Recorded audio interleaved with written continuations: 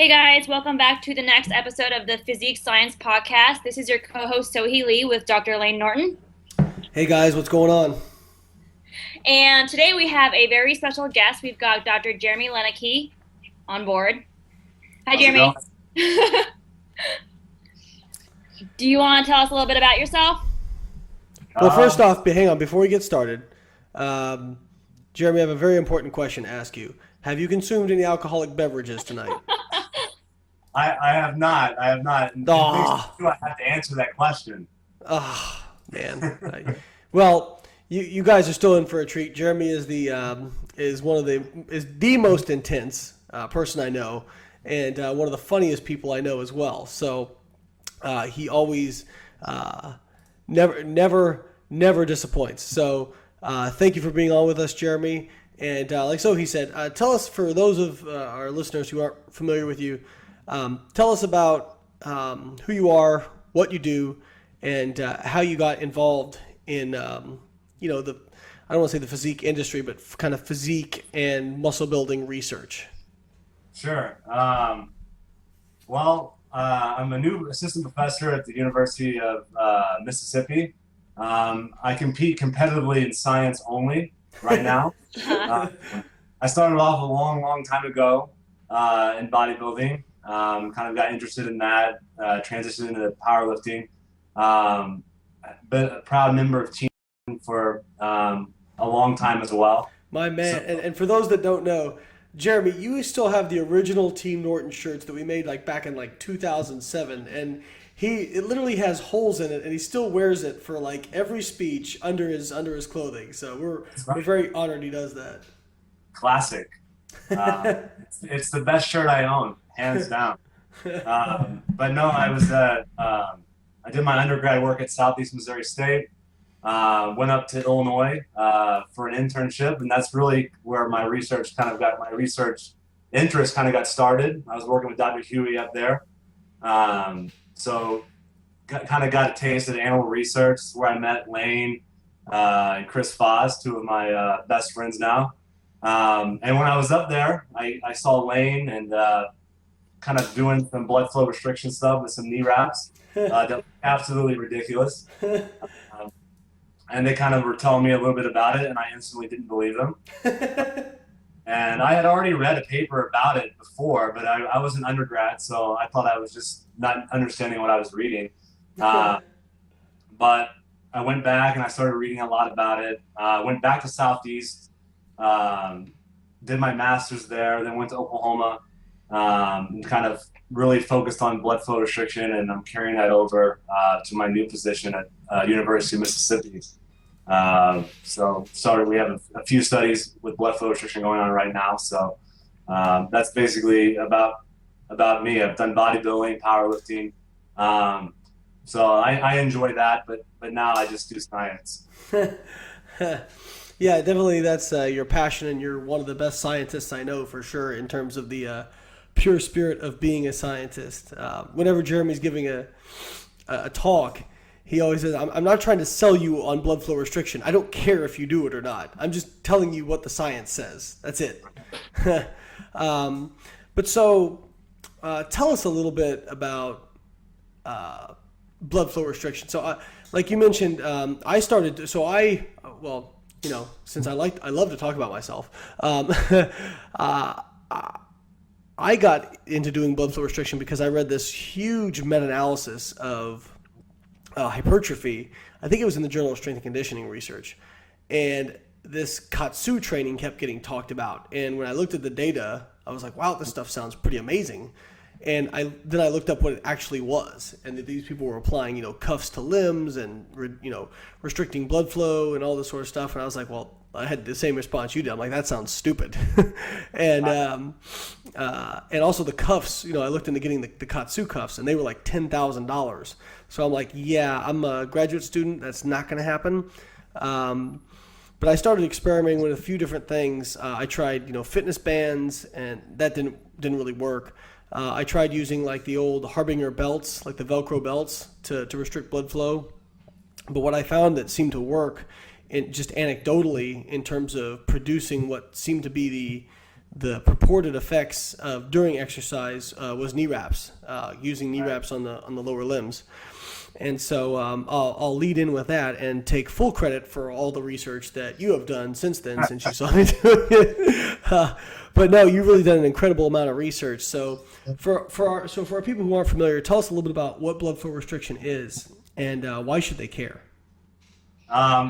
First of all, as you kind of alluded to already, I'll go ahead and start by saying you don't have to do blood flow restriction to make a muscle grow, obviously. And so everything I say is just kind of a tool to use. I don't personally care if you do it or not. You don't have to do it. If you want to do it, there's obviously benefits to using it. But essentially, you're just restricting blood flow kind of into the muscle and kind of occluding it out. So it's just kind of pulling. It's kind of making the muscle swell a little bit. So in doing that, you basically kind of make the muscle work a lot harder than it typically would under a similar load. So you train with very low loads, and you can see benefits, similar to that what you would see with high-load training. Yeah, so, I think that's important to point out is we're not saying it's better than heavy training. Like nobody's ever saying that. And then the next question, you know what the next question is, right? Can you guess it? Then why would you do it? Exactly. So the next question is, well, if it's not any better, then why would you do it? So, what we always say is that, Jeremy says, if you can't see the benefit to using a low load but still getting the same benefits as heavy training, then you're too stupid to probably implement this training. I wouldn't say that, but I would say that the conversation's over. I mean, I don't know what else to say. Yeah, absolutely. I mean, I always tell people, for me, I think it's a nice supplement for, like for example, right now I'm doing a lot of high load powerlifting training, squatting, deadlifting, bench pressing 3 times a week, actually 4 times for bench press. And so for me to get enough volume in on kind of fluff work, arms, calves, that sort of stuff, I'm just beat up by the time I go to that. And BFR is a really nice way to get a lot of volume in a short period of time and get some of the same benefits I get from heavy training without going so heavy, as I'd have to otherwise. So right. I think it really does have really good applications, and especially for injuries. Like you have had a few case studies with injuries, correct?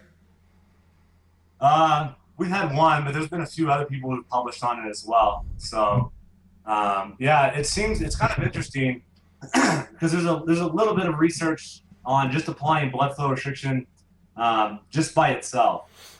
Which I'm starting to kind of implement right now. I'm always, beat up, but so they took people who, just had surgery, ACL surgery, and they applied blood flow restriction intermittently. So they would apply it for 3 minutes, deflate it for 2, apply it for 3 minutes, deflate it for 2. And this is without resistance training, right? Right. They're not doing anything. They're just sitting there. And what they found is it doesn't stimulate growth, but it attenuates the loss. So the clinical implication for that, if that's actually truly happening, is really would be really meaningful. Would be really important. So there does seem to be some benefits possibly to just applying the blood flow restriction in the absence of anything. So that's obviously has important implications for injury. There's also been some benefits observed with slow walking or slow cycling.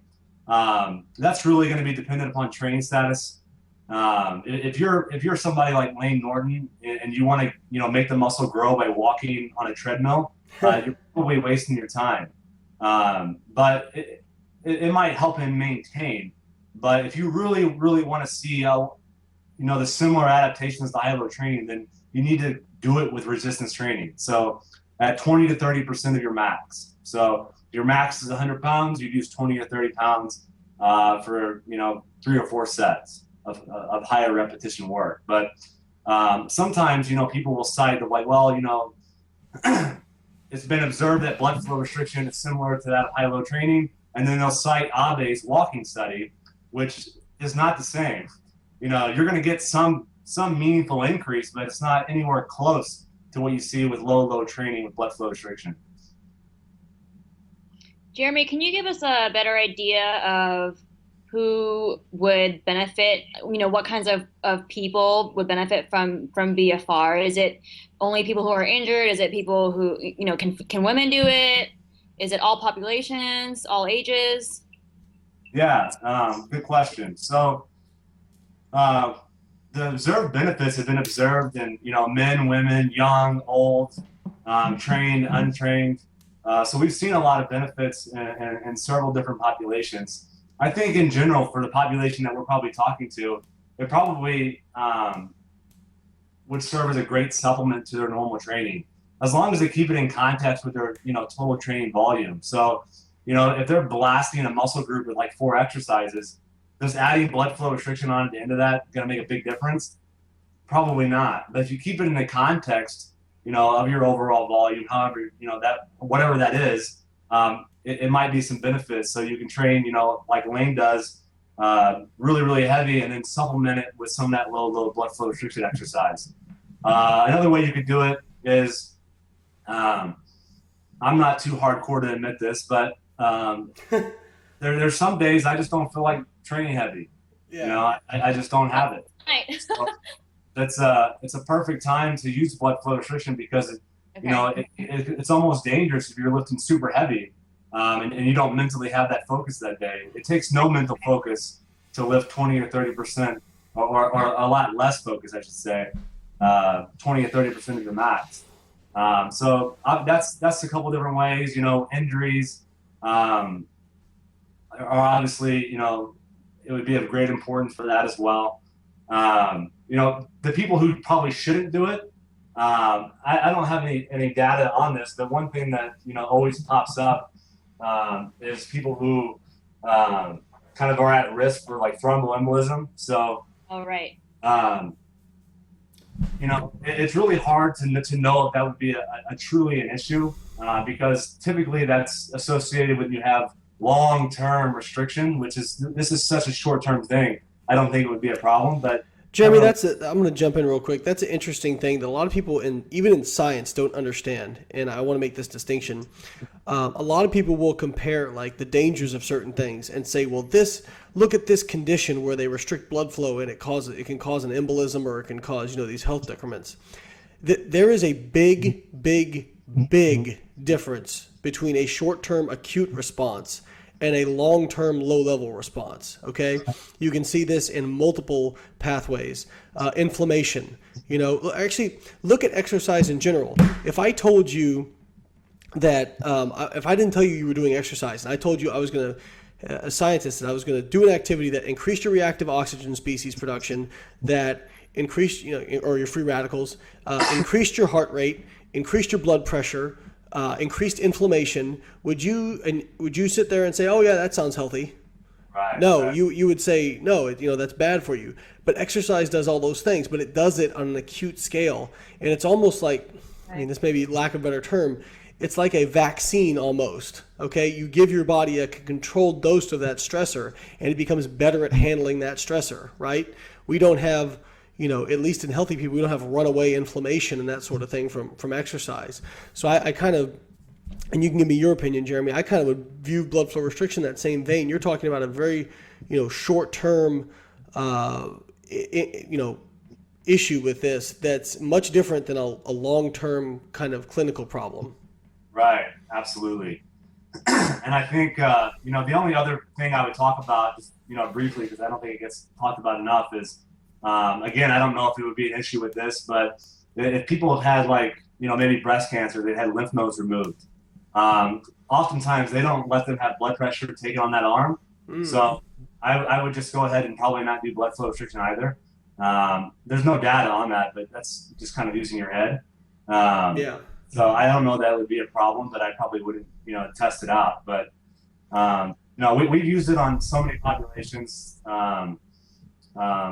from, young people all the way to older men and women. So, so just sticking with this, because I've seen your talks, so I know kind of where to go with these questions, but just sticking with the theme of safety, I think the important thing to say is that, because people will look at it and you'll even say, hey, look, you should ask, is this safe? It doesn't seem, when we both first started looking at it, we're like, okay, this doesn't seem legit. You know what I mean?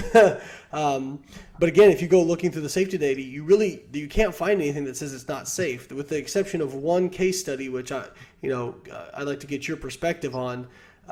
There is a case study out there where they basically, I don't want to say accused, but hypothesized that blood flow restriction caused rhabdomyolysis, correct? Well, we'll just talk about that case study. So they did a case study on a hockey player. They were doing blood flow restriction to help him rehab. He got rhabdomyolysis, went to the hospital, came back, started doing blood flow restriction again, and then went to rehab, then went back to playing. So my first thought is this. Obviously, one, you don't get that from the abstract. So all the people who keep posting that on my Facebook, why don't you read the study? Abstract scientists, my friend, they're a plague. Second of all, to me, looking at that, if that staff truly thought blood flow restriction caused rhabdo, then the first thing they wouldn't have them do blood flow restriction as soon as he got out of the hospital. Exactly. Okay? That makes no sense. But obviously something happened with that individual. So is it possible that exercise caused that? Of course. Some people are more susceptible to rhabdomyolysis. But it could have just been the exercise stimulus itself. When we look through the literature and we look at all these controlled studies on muscle damage, we don't see anything. We've studied this in our lab, probably 3 or 4 different times and seen nothing. When we look through all the literature, there's no, you see an increase in soreness, but no other increase in any other indirect marker or direct marker for that matter. So no long-term changes in performance. So I think if muscle damage is occurring, it's very, very, very small. It doesn't mean that it can't occur. Obviously, if you do over and above what you should be doing, then obviously that can happen anytime. Right. So rhabdomyolysis occurs with normal training, when it's not programmed correctly or whatever. So yeah, I don't, looking at the totality of literature, I'm not convinced that, if it is causing muscle damage, it's so small that we can't measure it. So you mean I shouldn't listen to YouTube experts who have never done any research, who tell me that this is going to kill me the first time I do it? You can do whatever you want, but I don't think it's a wise thing. Okay, well, we're going to take a break, guys, and we'll be right back. You're listening to Physique Science Radio. We're talking to Dr. Jeremy Loenneke.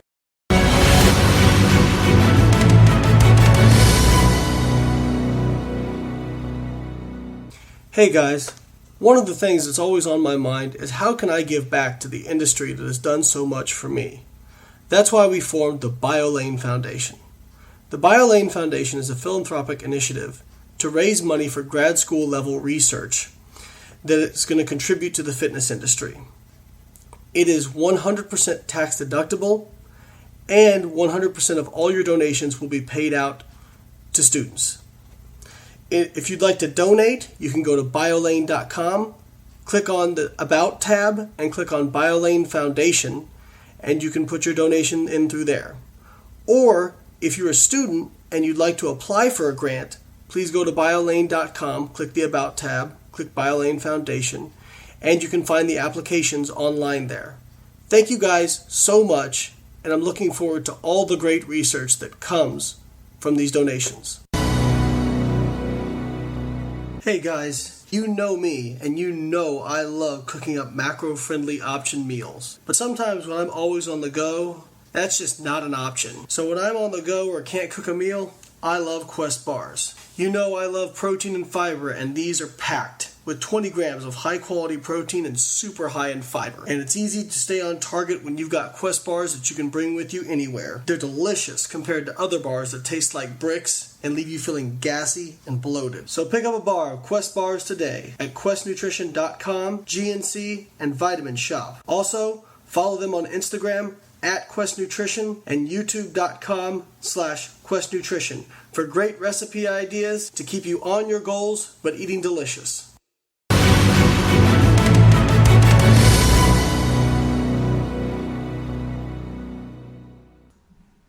Hey guys, welcome back to Physique Science Podcast. Earlier we were talking about blood flow restriction from more of an advanced perspective, and I want to bring it down a little bit, pull it back to more of a beginner perspective from the point of view of someone who maybe is hearing about BFR for the first time and is unfamiliar with it and wants to know more about how to specifically implement it. So Jeremy, can you tell us about as far as exercise selection, what movements can we do with BFR and what are contraindicated? Sure. So, the most commonly used exercise with blood flow restriction is probably, leg extension, elbow curl, just because that's the easiest thing to research. And both of those have seen, benefits. There's also been benefits to leg press as well as the squat and bench press. So you can really use it in a variety of different exercises. It's going to be really kind of up to your, your preference. Obviously, the listeners may, be curious as to how the bench press would be beneficial given that the chest is not under blood flow restriction. And the reason for why we think that might be happening is it's possible that when you apply the blood flow restriction at the top of the arm, that it basically makes the triceps kind of fatigue faster than they normally would, and the chest picks up the load. So it does appear to be beneficial to muscles that are directly under blood flow restriction, and maybe beneficial to some muscles that aren't under blood flow restriction, just kind of indirect. As far as exercises that I probably wouldn't do it on, probably just, regular deadlift, just because I don't know that it makes a lot of sense to do that. Maybe like kind of like a side lateral I probably wouldn't do, just because the shoulders aren't really under blood flow restriction. So I would probably superset that with probably triceps, something that is under blood flow restriction. Does that make sense? Mm-hmm. So, but you can do single joint, multi-joint movements. But it's really, you can do it with a lot of different exercises is kind of the, I guess the main answer. It just depends on what your preference is. But I would make sure that if you're doing a muscle that's not under blood flow restriction, that you probably superset it with something that is. So would it make sense, or would it be completely asinine to say, hey, I'm going to full body training split right now, and I've got one full body heavy day? Can I just say, I'm just going to make this entire workout BFR and do every single exercise, obviously cutting down the weight. But if I were to do all those movements, overkill? So you're asking, could I just do your whole body with blood flow restriction as part of your training split? Right. Just hypothetically. Yeah, absolutely.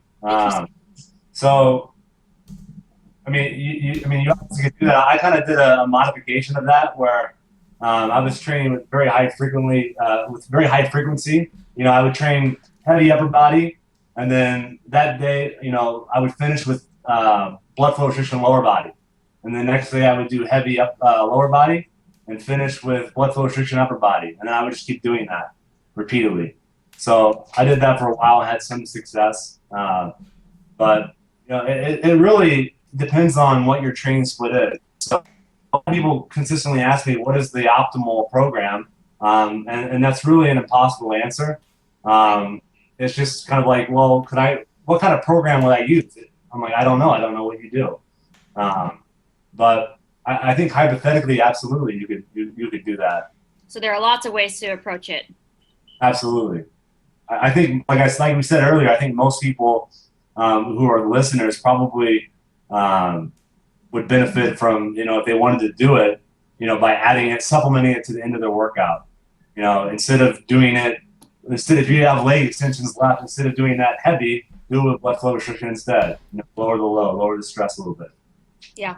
Actually, I just thought of something. So it's great for people, you said, who are injured, or if you don't feel like going heavy one day. But I guess if you're let's say you're traveling and you're at a hotel gym and you have a very limited selection of dumbbells to work with, would that be another good scenario with which to use BFR? Would you say? Absolutely. I think you're. I think that's obviously. What was that sound? That was Layne. I didn't do anything. Don't blame me. So yeah, no, you obviously that would be another way you could do that for sure. Because most gyms or most hotel gyms, if they're really really nice, the dumbbells might go up to like 40 pounds. Right. So yeah, absolutely. That would be a great idea. And you said all you need is regular knee wraps from any old drugstore. Yeah, I recommend, that's all I recommend for people who are just doing this in the gym, just cheap elastic knee wraps. They cost like $10 on a variety of bodybuilding online stores. I wouldn't don't get like the thick powerlifting ones that don't stretch. Just get very cheap ones. They literally cost $9.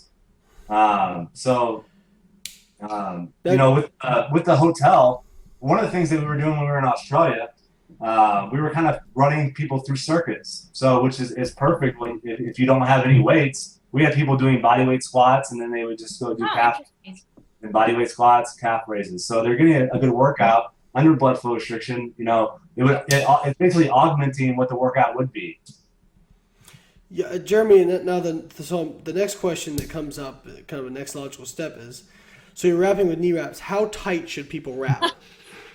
Was that yours, Sohee? Yeah, because I was doing it with my fiance Evan. He had it programmed, and we were all like, "How tight is too tight? How tight? How tight?" And we were like, "I don't know." It was Well, fun. Evan is an Army Ranger, so I assume he probably tried to tie it so tight that his leg was going to fall off. There's a lot of trial and error. Yeah. So with pressure, one of the biggest determinants of pressure is the width. So, for knee wraps, I think just taking the normal knee wrap size and then wrapping it at the top of your leg is fine. We'll talk about pressure here in a second, but I think that width is fine. For the arm, I think it's a little bit too wide. I think some people, when they wrap it, it covers like half their bicep, and it makes it really really hard to actually contract the muscle. So with knee wraps, I cut off one of the ends and I cut it up the middle to make it really narrow. Does that make sense? Yes. At all? Okay, so we can upload some pictures or whatever, but at the top of the arm.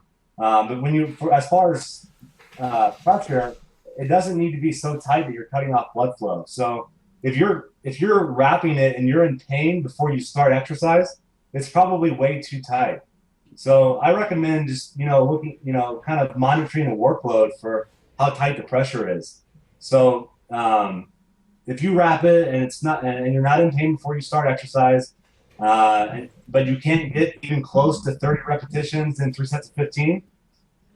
So the protocol that we usually do is 4 sets. First one is about 30 reps, depending on the exercise. Last 3 is around 15. If you can't even get close to that, then the load is too high or the wraps are too tight. Okay. And Jeremy, they keep the wraps on during that entire protocol, correct? Right. So the load should be 20 to 30% of your max. Okay. So make sure that it's that. Okay. If you want to train with heavy loads, then just train with heavy loads. There's no augmentation with heavy loads and blood flow restriction. I've seen no evidence that happens. But if you're not getting close to those goal amount of repetitions, you're always going to get all of them. But if you're not getting close, and the load is low, then the wraps are too tight. Does that make sense? So it's going to be a little bit of trial and error because obviously you don't know what the pressure is. But I in general, just based on acute things, I don't think that tighter is better. I think that moderate is better. But we're currently testing that in our lab right now. So I'll have a better idea of whether or not that's true here in about 6 weeks or so. Very cool. And so people have said, 7 out of 10, 8 out of 10, whatever. But the problem with that is this, stiffness of wraps can vary. So for me, what I've always done is I've kind of, I think, and you've said this, you will feel a fluid shift, right? So it should be tight, snug. You should feel the fluid shift. You're going to notice an increase in fluid accumulation in the limb, but it should not be painful. Would that be kind of a decent marker, you think? Yeah, so again, the purpose of blood flow restriction is to stimulate muscle growth and strength. It's not to be in as much pain as possible. So if you apply it and you're in severe pain before exercise has started, it's way too tight.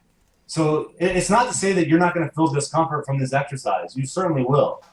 But that's going to be from, that buildup of metabolites. So that's going to be coming from the exercise, not before the exercise. Does that make sense?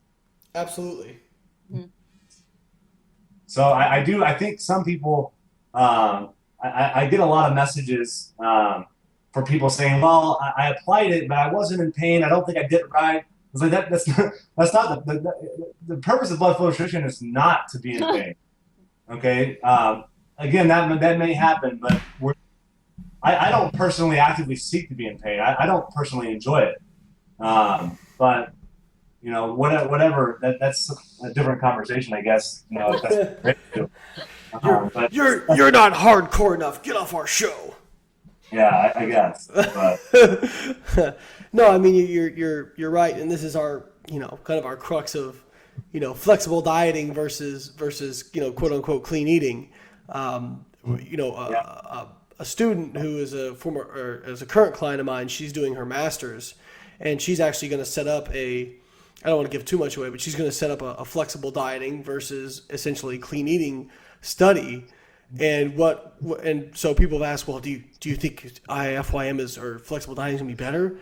I said, no, I think they'll be the same. But the point is, if you don't have to suffer, why would you suffer? Right. Like if all things are equal, why not just eat whatever the hell you want? So. Yeah. Sorry. Go ahead. No, go ahead, Jeremy. What were you going to say? No, I find I've kind of discussed this before. I find the entire conversation nonsensical. It makes no sense to me that clean eating versus flexible dieting. Everybody's doing the same thing. They're just calling it something completely different. Oh yeah, that drives me nuts. They're like, oh yeah, the clean eating. They're like, oh, we explain what flexible dieting really is, and they say, oh yeah, that's what clean eating is to me though. I'm like, well, okay, so everyone has different definitions of everything. I personally feel like both sides are to blame for this idiocy that we have to continually discuss. Because you have people flexible dieting who consistently post this food on my Facebook news feed as if that's all they eat. So that's what people see. And that's not all they eat. Yeah. And then you have other people who are it's like saying I don't ride a bike, I cycle. Calling it something different. That's my favorite one, Jeremy. I don't mean to get too off topic, but my favorite one I heard was somebody said, I tried macros and macros just didn't work for me. And I said, you realize like that's like saying, gravity it doesn't work for me. Yeah. Like I hate cars. Cars are terrible. Cars suck. That's why I drive a Honda. Like you just when you say stuff like that, you have just revealed yourself to be a complete idiot and completely ignorant. So anyway, so for those of you out there who may not be familiar, don't say things like macros do not work for me, because it just, it confirms that you are not well educated. So, and we like our listeners to be very well educated, which is why we bring on the best guests like Dr. Loenneke.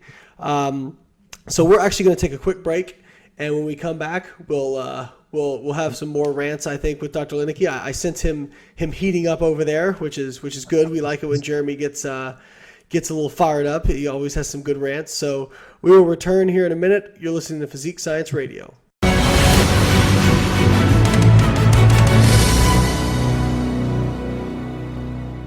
Hey guys, Layne here. Well, you all know how much I love variety in my diet. I can't stand eating the same bland food every single day. That's why I love www.myoatmeal.com. It's an amazing website where you can go and customize oatmeal. I know. Why would I want to go customize oatmeal? I can eat it right out of the bag. Well, let me tell you why. Myoatmeal.com has 22 billion combinations of flavors and ingredients. You heard me right. 22 billion combinations. Whether you're picking out a pre-made blend or making your own customized blend, they have all kinds of flavors. Want red velvet cake? No problem. Snickerdoodle? You can make it happen. Butter rum? Oh yeah. Cheesecake? You can get it done. And you have all kinds of additives you can add. Apples, raisins, pears, nuts, all kinds of seeds.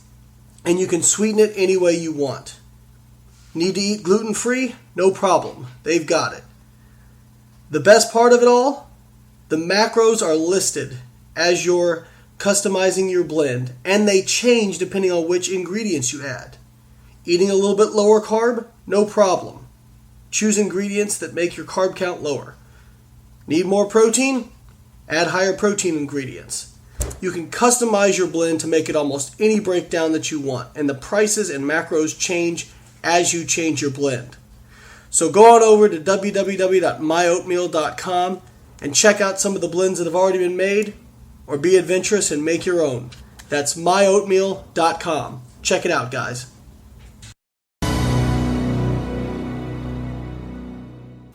You're listening to Physique Science Radio with Layne Norton and Sohee Lee. If you like what you hear and you'd like to learn more about us and read some of our articles, please visit my website at www.biolayne.com and Sohee's website at soheefit.com. Thanks, guys. We appreciate you listening and hope to hear more from you in the future.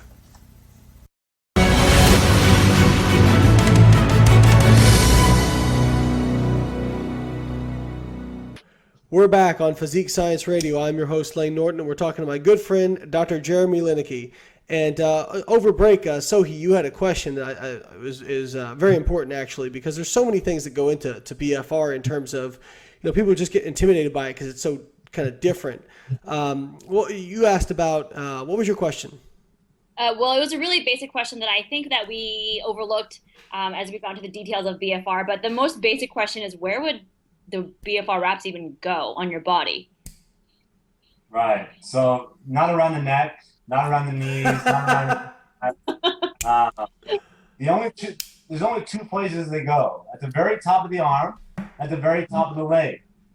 At the very top of the arm, and the very top of the leg. That's it. Not around the knees, not around the waist, not around your feet, not around your neck. At the top of your leg and the top of your arm. That's it. But Jeremy, what about for calves? When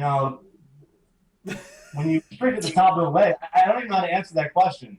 When you apply the blood flow restriction at the top of the leg, it's the same blood supply. I don't understand that question.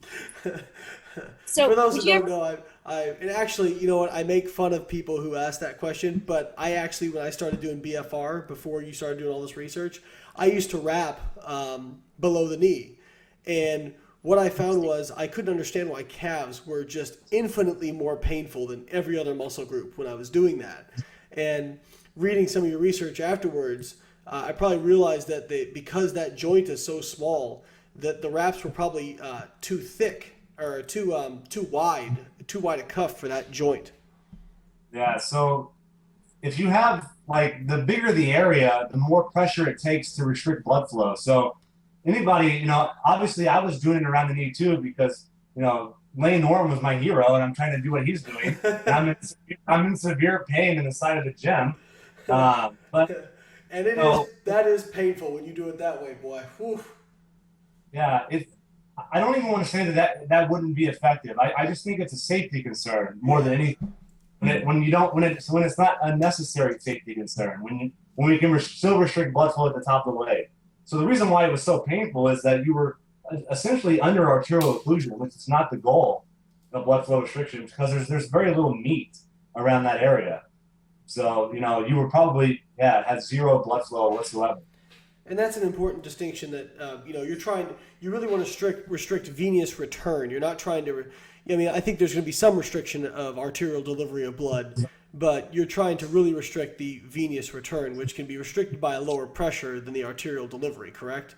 Right. So, we're obviously restricting arterial flow as well, but it's basically we just want the blood to pull in the muscle. Absolutely. Very cool.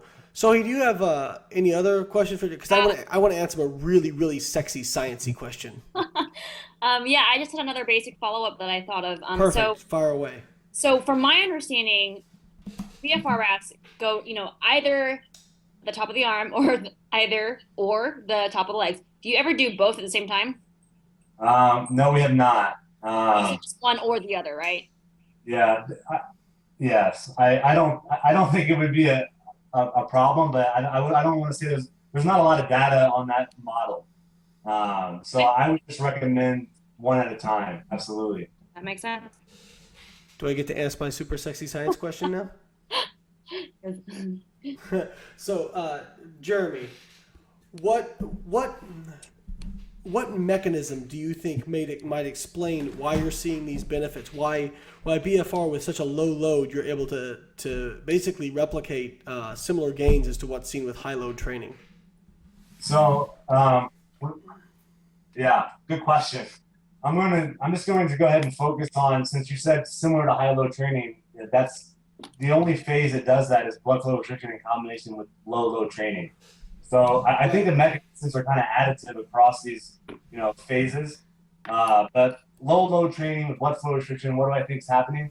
I think a lot of things. I think in general, I think restricting blood flow causes kind of that buildup in metabolites. I think it facilitates the swelling response. I think it basically augments muscle activation, so you're getting high levels of recruitment. There's also been some, recent work on satellite cells, basically a rapid proliferation of satellite cells with this low loads, which might be important for, it's actually being shown to be very important for muscle hypertrophy. So I think a variety of different things, but I think just in general, basically speaking, I think applying the cuff, you get a buildup of metabolites that don't get flushed out. So I think that's very important. So we talk about leaving the cuffs on the entire time. So the entire time, meaning during the set of exercise. And I think that basically that buildup of metabolites in the muscle, especially during rest, I think that might be very important. And we know that is important for, augmenting muscle activation as well. So yeah, there was a study. I remember one of the first studies I saw on BFR where they showed that there was actually a preferential activation of the fast twitch fibers. Is that correct? Of type 2 fibers? Yes. Yeah, I don't necessarily want to use the term preferential, but I think I basically, depending on the muscle group, the thought process is you recruit type 1 and then you recruit type 1 in addition to type 2. So the Heinemann principle. I think it gets to type 2 a lot quicker than it typically would normally, just because of the fatigue response. Yeah. Now, I used to think that swelling was playing this huge role, and I do think it's playing an important role, but I don't think that cell swelling is everything that I once thought it was. And that's basically, when I started collecting data on it and looking back, it makes sense now. That a muscle is only going to swell so much. It's a finite amount. So what I found is that a variety of different pressures, a variety of different protocols, the muscle swells exactly the same. Even though I know that there's probably some differences there with the chronic adaptation. So I think swelling might be important, but I don't think by itself it's enough without all of those other mechanisms. Interesting. And there was also another thing that you thought BFR might be causing, right? You thought originally, and I'm leading this somewhere. I think the mark of a good scientist is to be able to look back and say, you know what, got that one wrong, and not look at it as, oh, I failed. I always tell people, we should care more about getting the right answer than we should about being right. And I'm guilty of this too. Like, everybody wants to be right, obviously, but it can't trump trying to get the right answer. And for example, I'll tell people, when I went in to do my thesis, with a bias of I love protein. I wanted to find reasons to eat more protein and eat it more frequently. And you know what I did when I came out of my PhD? I ate less protein and I ate it less frequently. So, that was, I had to admit that, I was wrong about that. But it ended up being some of the most interesting data we got was that sort of thing. And so you actually had your first kind of hypothesis was growth hormone, correct? Yeah, so a lot of people had some data on it, so I was kind of looking at that, and they were hypothesizing it. Everybody's hypothesizing it, at least in blood flow restriction literature, as kind of this big mechanism behind muscle growth, because it's elevated so much higher than anything else. And I remember it was in Seattle. Dr. Stu Phillips was presenting to some of his students about these exercise-induced increases in hormones. don't really seem like they're playing a big role with muscle hypertrophy. And I just remember looking at that, being like, man, what is it? This guy's crazy. It's called growth hormone, Phillips. Maybe this guy doesn't know what he's saying. I mean, it's growth hormone. So I just remember him just really hammering that in. And I went, there was like an overlook in Seattle. And I just remember sitting there thinking, my whole research career is over. I really, it was growth hormone, So basically, I was like, well, I'll wait for that study to get published. You know what I mean? So anybody can say whatever they want at a conference. Let's see the data get published. And then it gets published. And I'm like, well, crap. So I'm looking at this paper and I'm like, well, it's got to be something wrong with this paper. Got to be something wrong with it. So I'm staring at this paper. I'm like, I'll find it eventually. And then I was like, okay, I got it. This is acute data. You need to show this in a training study. So I'm like, yeah, it's garbage. And then he comes out with a training study. I'm like, God, man. So I'm looking at this, and then I'm like, well, let me go back and look at, the old literature. And then you go back and look at that, and then you start realizing that it never made any sense to begin with. So there's a lot of animal data that was already showing that. He's showing it in humans. So I really had to kind of take a step back and really kind of think about, am I really a scientist or what exactly am I? So or a politician. Yeah, exactly. So it was that was the first time I was wrong, because if you read some of my early papers, I'm continually talking about this short-term changes in growth hormone. That impressive 15-minute elevation within the diurnal range. I think that's important for our young scientists who may be listening as well, because I know we have some out there that you're going to be wrong. I mean, it's just part of it. Like you are. When I give talks, the first thing I'll say is like, you know what? I'm probably going to be wrong on some of this stuff. Okay. But I'm always going to try and get it as right as I possibly can based on the available data. Right. And there's nothing wrong with that. And people will take old articles of mine. And they'll say, Layne, you said this here. Like it's, almost like years ago. Right. Yeah. It's like a hypocrite thing. And I'm like, well, if I was still saying the same things I was saying 5 or 10 years ago, don't you think there'd be a problem with that? We're always evolving our understanding of things. And, actually, and Stu Phillips has actually come to be somebody that Jeremy and I both very much respect. And I think his lab does some of the best research in the world. And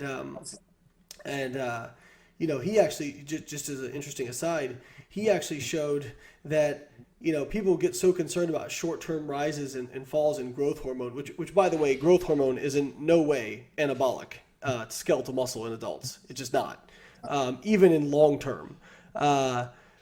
Whereas, so he looked at examining different hormones, and guess what hormone was the most closely associated with muscle hypertrophy in his study? It was cortisol. The catabolic killer, you know what I mean? That every muscle magazine tells you got to worry about. Now, and people, this is again why it's important not to be an abstract scientist, because people will look at that and they'll say, well, if they let's say they actually believe the data, right? Because a lot of people, they have cognitive dissonance, and if it doesn't fit with their bias, they will refuse to believe it. I mean, Jeremy and I have come across this many times, and I'm sure Sohee, same thing. You can literally show somebody, that their opinion is wrong, and they will continue to defend it in the face of overwhelming evidence. But I'll just speak on that real quick. And I think a lot of times that happens because people have no understanding of how to understand science at all. Not everybody can understand every discipline, on an expert level. And I think sometimes we have people, critiquing and trying to discuss science when they have no scientific training at all. Yeah.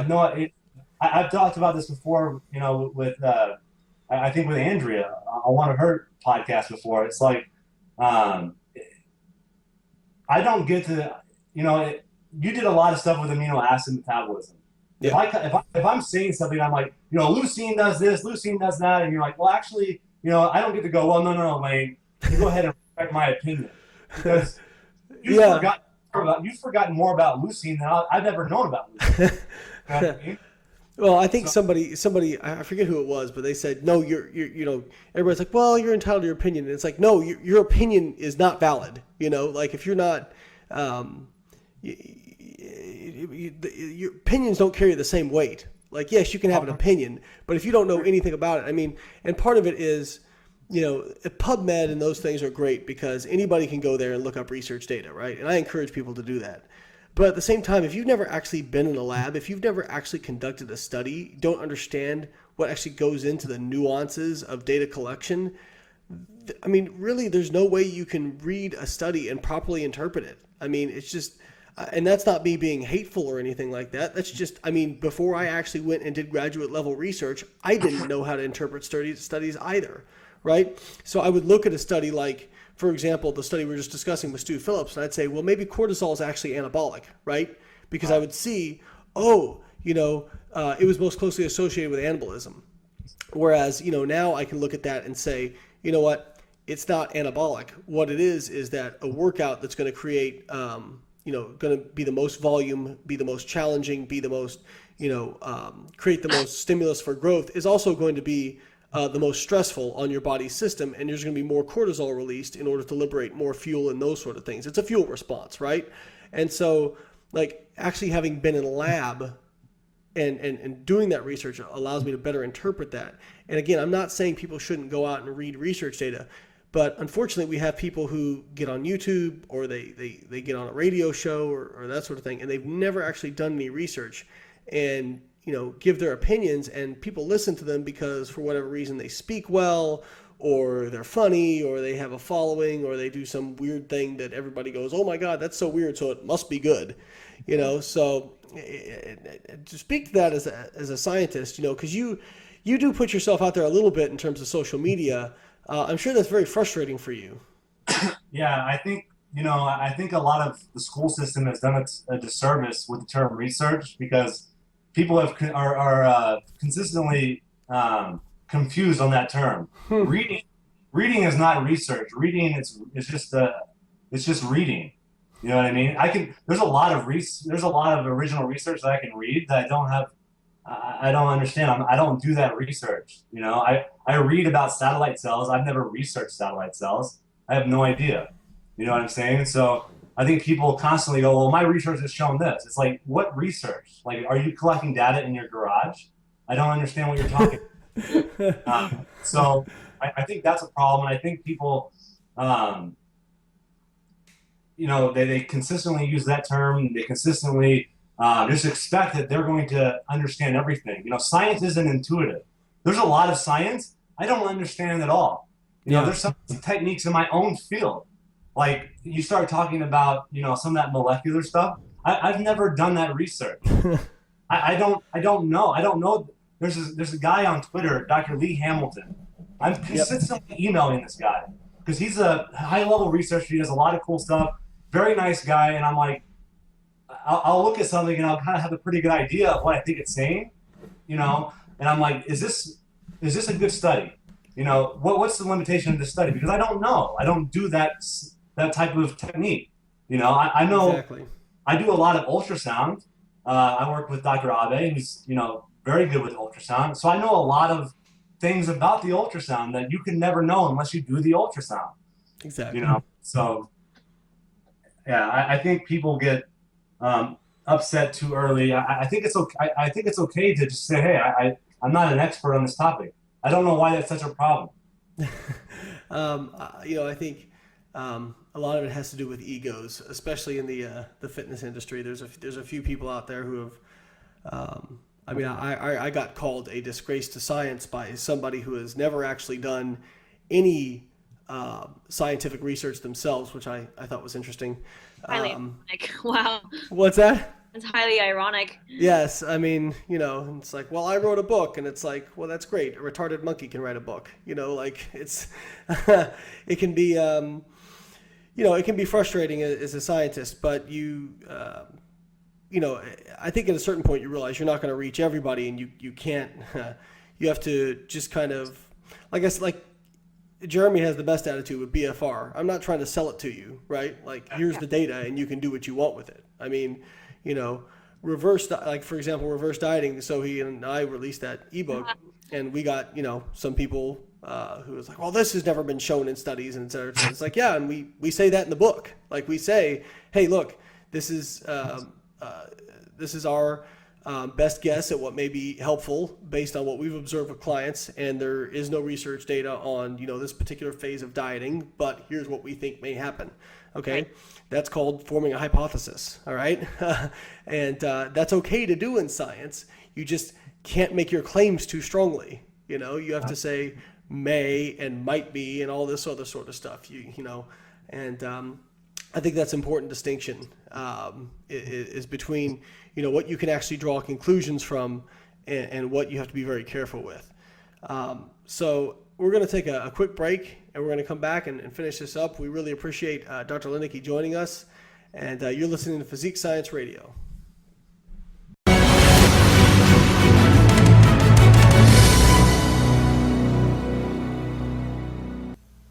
Hey guys, many of you out there know I spend a lot of time bagging on bad coaches, and certainly there's more than enough of those to go around. But a lot of times people ask me who I do recommend. Well, one person we can recommend wholeheartedly is Paul Ravella of Physique. Paul has received more referrals from me over the last 2 years than any other coach, and with good reason. Paul is competent, professional, caring, and carries himself with a lot of integrity. If you hire Paul, you're going to be getting the very best at a great value. Paul is also one of my closest personal friends, and I can say with absolute certainty I feel 100% comfortable with referring my closest friends and family to him because I've done that. Paul Ravella of Prophysique.com. Check him out, guys.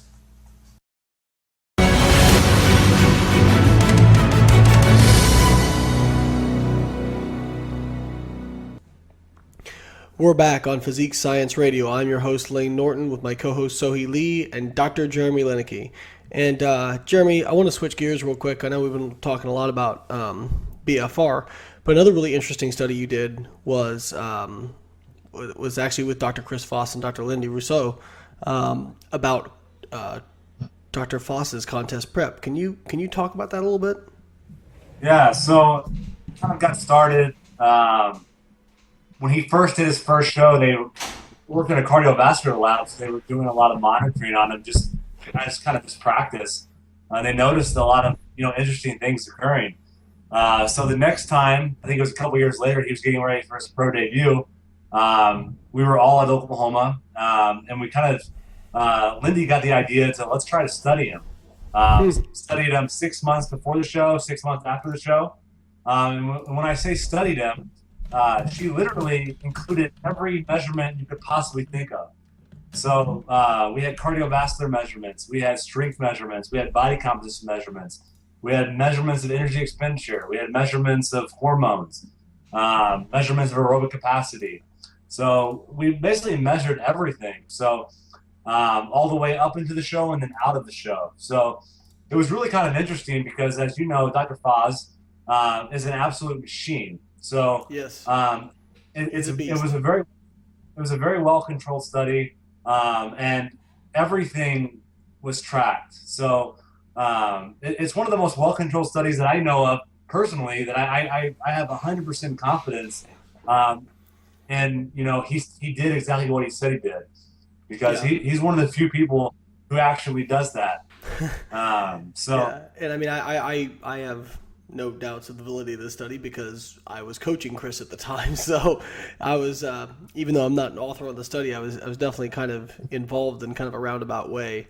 And I think talk about what happened to his testosterone, his hormone levels. Did you guys measure leptin at all? We did. Leptin was obviously non-existent.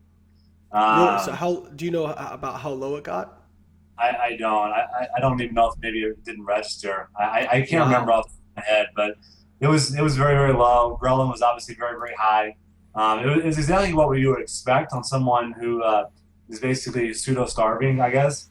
But the funny thing is he was still consuming like 2,000 calories a day even near the end. yeah. So he was still consuming a lot for most people. So his testosterone was very, very, very low. But he maintained almost most of his fat-free mass.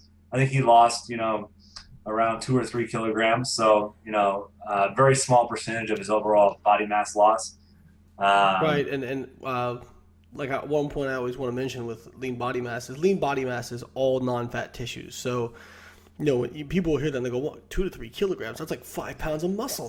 That's a terrible prep." Well, what you got to understand is that, that includes all non-fat tissues: bone, skin, liver, heart, intestines. And so, I'm not saying he couldn't have lost any skeletal muscle, but your intestines and liver are large reserves for amino acids, and your gut tissues will shrink when you calorie restrict because you're using them less. I mean, it's a very basic thing. And so I think that's an important point to make out, and especially because he maintained his relative strength throughout the entire thing. So the likelihood, and I tell people this, like, look, if you're maintaining your relative strength, because people ask, how do I know if I'm losing muscle? If you're maintaining your relative strength, the idea that it's probably pretty unlikely that you're going to lose significant skeletal muscle mass. Would you agree with that? Right. No, I think that's definitely fair. I think the most interesting thing out of the study was, relative, basically maintain a high level of fat-free mass, but his resting energy expenditure dropped, pretty drastically, which is, I guess, what you would expect, given metabolic adaptation literature. So we definitely observed that. I'm pretty confident in saying. Yeah, it was funny. You put on Twitter the other day, you said, "Why does everybody give Layne a bunch of crap about metabolic adaptation? This is a real thing." And, I put something up the other day where there was a study basically showing that about 70% of the decline in metabolic rate is from metabolic adaptation. And because they'll look at, what they would predict your metabolic rate to be based on your lean body mass and how much body fat you're losing, how much body mass you have versus what it actually is. And in the case of Chris, you said he almost lost, I think it was something like almost 50% of his measured metabolic rate, correct? Yeah, that sounds about right. It was a huge drop. So it definitely occurs. And yeah, I think I just find it interesting when people pretend that it doesn't occur, because it's pretty well documented. Yeah, well, I mean, again, I think part of it stems back to some people have for whatever reason, have taken a personal dislike to me, and we'll use that to kind of take shots or whatnot. And so yeah, but I mean, I've just found this entire thing fascinating because I got into looking at this data, looking at why can't people when they diet down, why can't they keep off body fat? Because if you look at the kind of go off on a tangent, but if you look at the weight loss data, I don't know how much you've looked at it, but it's actually really, really, really extraordinarily grim. Like, it basically says if you don't want to have excess body fat, you better never gain it in the first place, because once you get it on, you're never getting it off, at least statistically, because I think it's something like an 80 or 90% failure rate for losing fat and keeping it off. And some people will say, well, that's all just lifestyle. People can't make changes to their lifestyle, and I think that is part of it.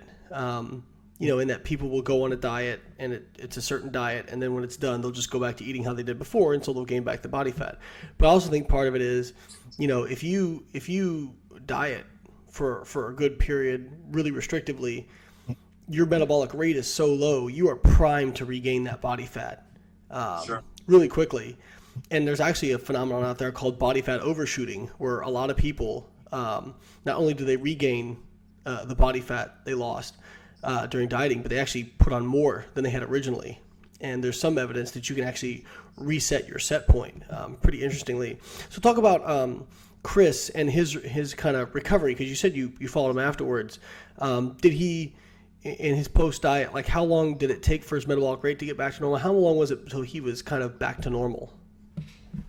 His metabolic rate, his testosterone. Yeah, I don't know that. I don't think his energy expenditure. We didn't measure it like as frequently as we did other things. Mm-hmm. But I don't think it was back to where it was the last time we measured it.